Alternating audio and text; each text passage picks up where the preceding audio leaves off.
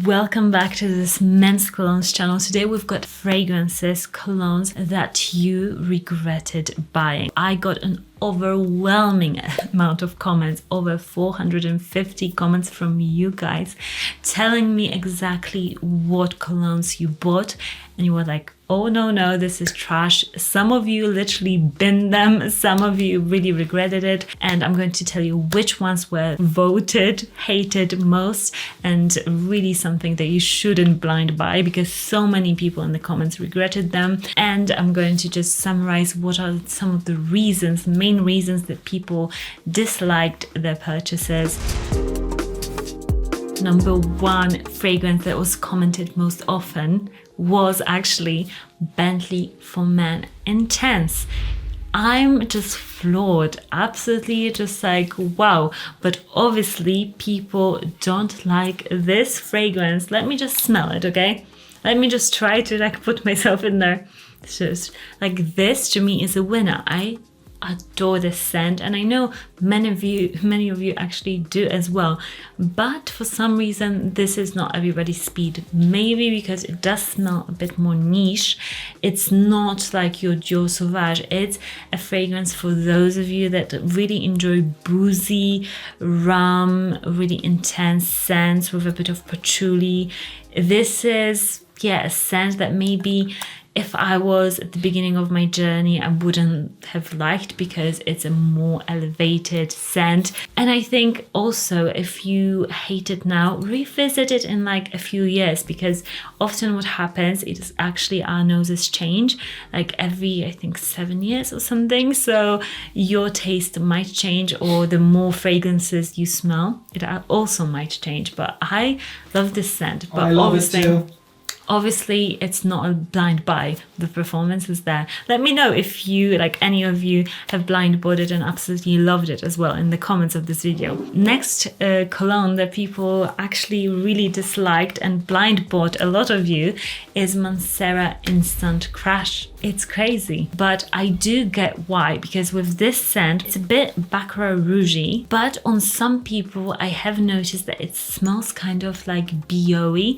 I don't know what it is. I think it depends on your body chemistry. Sometimes it turns weird, let me tell you. So I've noticed with this scent that, it's not a totally safe blind buy if you don't like sweet scents, if you don't like really woody scents that like stick around for ages. This is an intense scent, and I wouldn't recommend getting this and buying it and wearing it in the hot weather. This can get like really wrong really fast. So many of you really dislike this scent and threw it away. And somebody says, I blind bought this one after contemplating it back and forth. Needless to say, it's best not to blind buy niche very often. Not terribly unhappy, just far too strong for me. The strength, I totally get it, especially if you live in a warmer climate. It is really strong. But if you're watching this video and you love strong fragrances, then this is the one for you, because you literally can't get rid of it. This one, Mustache, Rosa's Eau de Parfum. I think one of you said that you bought it as a dupe for tuxedo from YSL, but you do prefer a tuxedo than this. So this was kind of like a waste of money.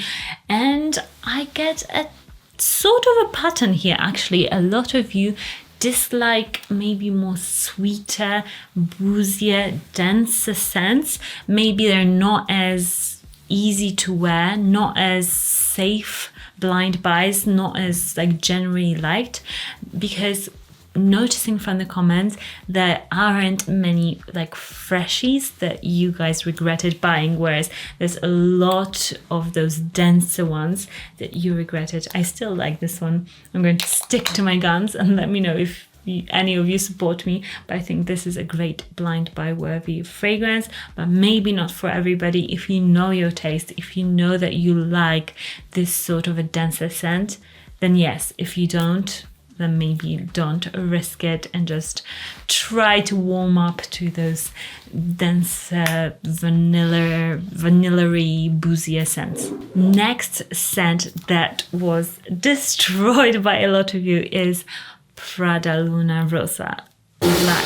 I mean, a lot of you guys, one comment says, Prada Luna Rosa Black. It was just okay. Maybe for someone that likes smelling low-key and not having something so in your face, but blind bought it because it's one of those discontinued fragrances that keeps getting mentioned to get your hands on if you can. But honestly, come on, guys. I can see why it got discontinued. Oh, no. Doesn't smell bad at all, but was really underwhelming.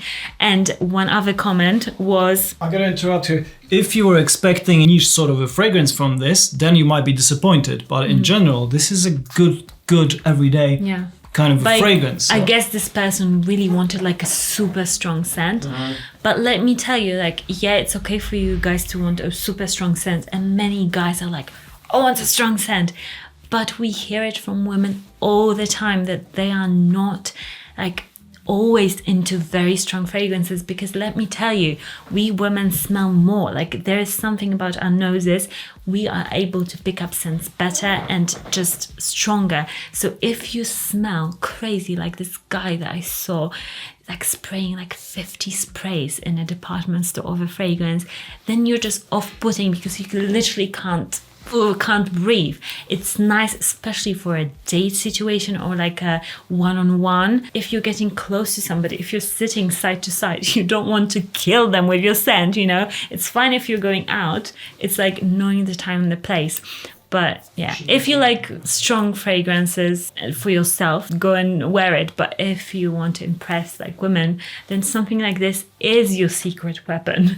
But some also said that it's a bit too powdery for them. So yeah, it is a powdery fragrance, and I do mention it. So if you don't like those sort of scents, then don't buy it. Next up, we've got Centra Boisé from Maxaroma. A lot of you really disliked the scent, said it was underwhelming, not performing on your skin, just blah. So it's really interesting because for me it's a very nice freshie, but I get why some people might have expected something really different, and I guess it's not as sharp as Creed Aventus that it is similar to, but it's a bit more mild, I would say. So yeah, this one, I mean, it's personal taste, isn't it? So a lot of you regretted that one, so it might be safe to say don't buy that one, don't blind buy it. A lot of you also, I mean, are you crazy? Regretted Ombre Leather by Tom Ford.